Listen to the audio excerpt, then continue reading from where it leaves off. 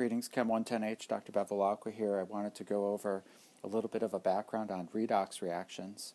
And just to put things back into perspective, remember that we're working on 4 different types of reactions, and those include precipitation reactions, which we've already covered. Here, the driving force, and we always want to look at what the driving force is for a particular reaction. The driving force is to make bonds in a solid. The second class of reactions, which we looked at in the last class, were acid-base reactions. And here the driving force in general is to make bonds in water or bonds in a weak acid. And we saw that the driving force is different depending on whether it's strong, where we're purely making bonds, or strong-weak, where we can either make a weak acid or we make bonds in water, but we still have to break bonds in a weak base, or it could be weak-weak, in which we need an additional driving force, such as entropy, to drive the reaction, because we're just trading 2 weak bonds. And here I'm giving you background for redox reactions. In redox reactions, the driving force will be to transfer electrons. And then lastly, on the next lecture, we'll talk about complexation reactions. And I'll say more about these, but these generally make dative bonds in a soluble complex, not a precipitate. So redox reactions are a metal ion, and it's aqueous, reacting with a metal solid. And these are also known as displacement reactions. And generally the metal is displacing one of the ions from solution. Here's a mnemonic, if you like, for redox reactions. Oil rig. Oxidation involves loss. Reduction involves gain of electrons.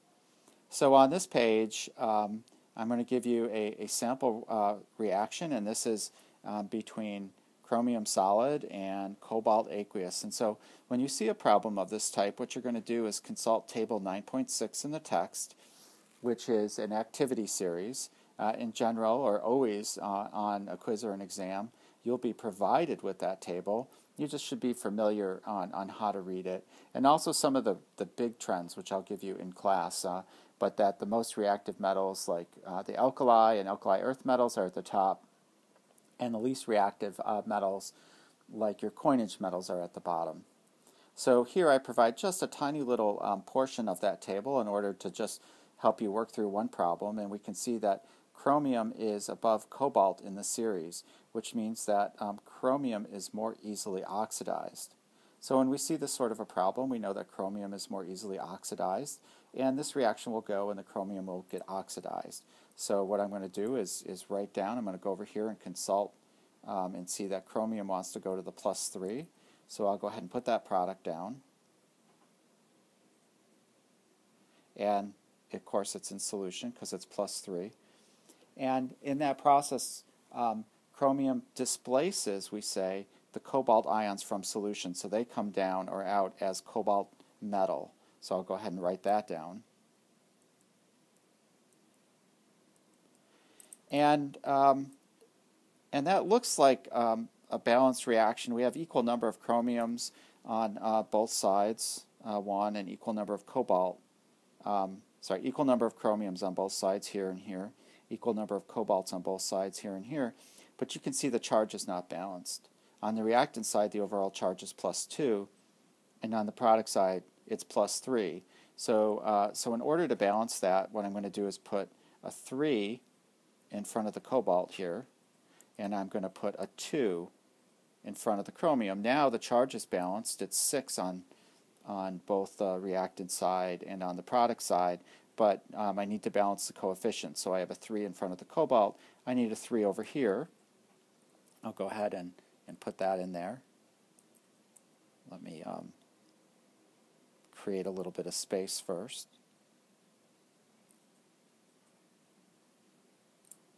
And then you can see that I need to balance the 2 in front of the chromium. I'll go ahead and put that over on this side.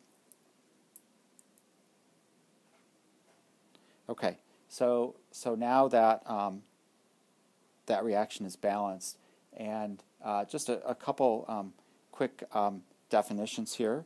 We see that the chromium is oxidized It goes from neutral to a higher oxidation state. And so we say that the cobalt is the oxidizing agent. The cobalt's reduced. It goes from a high oxidation state down to neutral.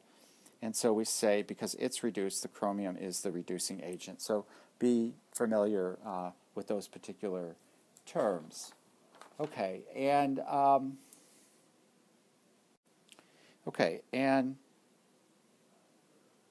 so just what we're going to do in class is a bunch of reactions, and you're going to make observations on these. And so if this was an actual demo, what you would see is, because the chromium goes into solution, you'd see the chromium metal dissolving.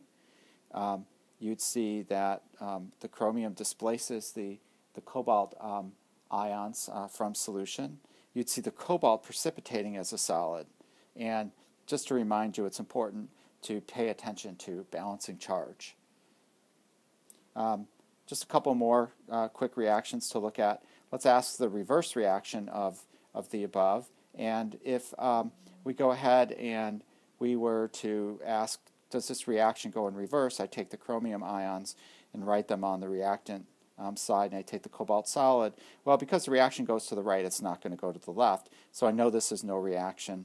Or I could go over here and consult the table, and I see that chromium is more easily oxidized than cobalt. It's already oxidized. And so I simply go over here and I'll write down NR for no reaction. Go down, consider another case. If we have two ions, well, in this case, we can consult and we see that, because they're already both ions, there can be no redox reaction. They're already fully oxidized.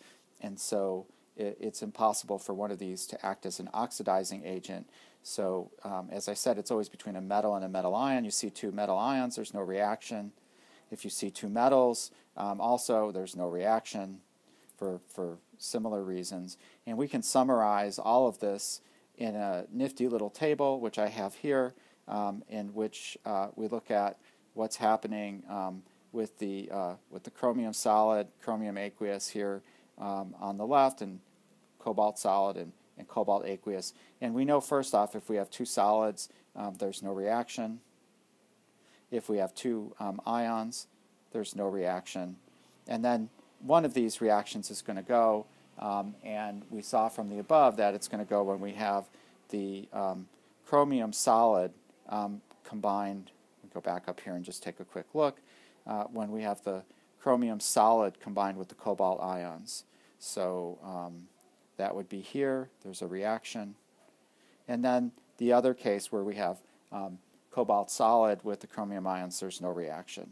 And we'll stop there, and then in class we'll go through together, work through a bunch of different reactions. We'll also work down and we'll look at the reactions of the various metal ions with water, with steam, and with acid. If you get a chance, go back and look at the on the class website. Please check out the demo video that's on there on YouTube from reactions of the alkali metals and alkali earth metals with water. Thanks for watching. See you all tomorrow.